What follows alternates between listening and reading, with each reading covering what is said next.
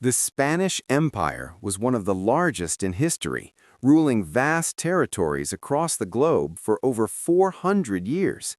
At its peak, it was the first empire on which the sun never set. How did a small kingdom in Europe conquer half the world, and why did it eventually collapse? This is the story of its dramatic rise and fall. The beginnings, unification of Spain. In 1469, the marriage of Queen Isabella of Castile and King Ferdinand of Aragon united two powerful kingdoms. Spain as a single nation did not exist yet. It was divided into separate regions. Together, they created a strong central government, reduced the power of nobles, and gained support from the Catholic Church, earning the title Catholic monarchs. In 1492, they completed the Reconquista by conquering Granada, the last Muslim kingdom in Iberia, after nearly 800 years of fighting. That same year, they expelled the Jews, around 200,000, and later the Muslims, around 300,000, to enforce religious unity, though this harmed the economy by losing skilled people. Discovery of the New World. In 1492, Isabella and Ferdinand funded Christopher Columbus's voyage. He aimed to reach Asia by sailing west, but accidentally reached the Americas, the Bahamas. Over 4 voyages, he explored the Caribbean and parts of Central and South America. This led to the Treaty of Tordesillas, 1494, dividing the non-European world between Spain and Portugal. Spain got most of the Americas. Using Caribbean islands as bases, small Spanish forces conquered huge empires.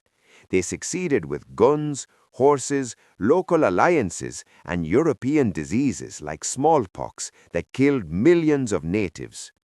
In 1519 through 1521, Hernán Cortés, with about 600 men, defeated the Aztec Empire in Mexico.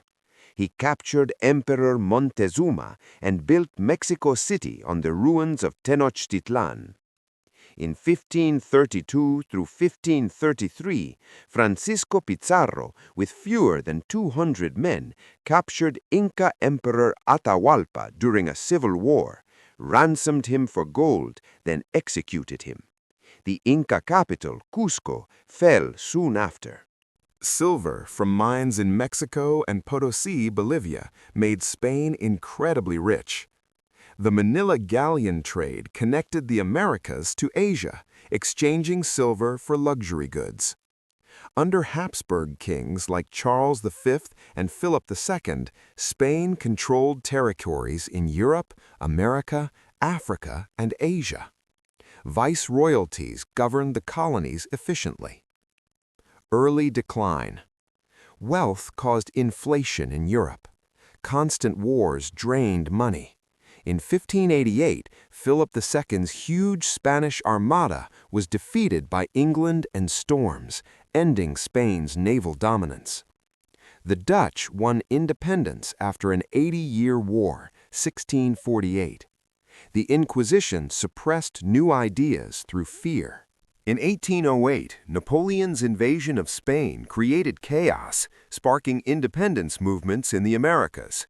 Leaders like Simón Bolívar in the north and José de San Martín in the south led revolutions. By the 1820s, most mainland colonies were free after key battles. Only Cuba and Puerto Rico remained. In 1898, the Spanish-American War ended the empire. The U.S. destroyed Spanish fleets in Manila Bay and Cuba. Spain lost Cuba, Puerto Rico, the Philippines, and Guam. Today, Spanish is spoken by over 500 million people, the second most common native language. Catholicism, laws, architecture, and culture blend in Latin America. The empire changed global food through the Columbian Exchange, but at a huge human cost, indigenous deaths and slavery. The Spanish Empire shaped the modern world in profound ways. Painters like Diego Velázquez created Las Meninas, 1656, a complex court portrait that plays with perspective and reality. It's hailed as one of history's greatest paintings. El Greco's dramatic, elongated figures in religious works brought emotional intensity to Catholic art. In the 20th century, Pablo Picasso drew from Spanish roots. His masterpiece, Guernica, 1937, protests war's horrors with bold, fragmented forms, revolutionizing modern art.